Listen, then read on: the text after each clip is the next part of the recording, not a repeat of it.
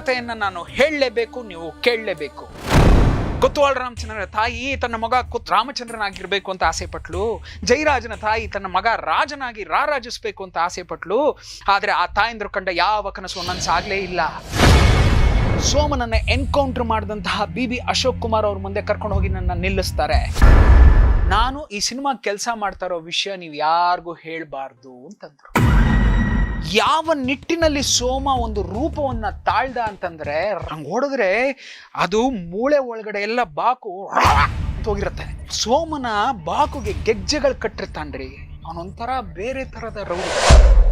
ಅಂದ್ರೆ ಆ ಕ್ಯಾಮ್ರಾ ಒಳಗಡೆ ಹೋದ್ರೆ ಒಬ್ಬನ್ಗೆ ಎನ್ಕೌಂಟರ್ ಮಾಡಿದಾರೆ ಪೆದ್ದನ್ನ. ನಾನು ಮಾಡಿದ ಸಿನಿಮಾನೇ ನೋಡಿದಂತಹ ಸೆನ್ಸಾರ್ ಆಫೀಸರ್ ಅಲ್ಲೇ ಹುಚ್ಚ ಹೋಯ್ಕೊಂಡಿದ್ದ ಕಣ್ರಿ.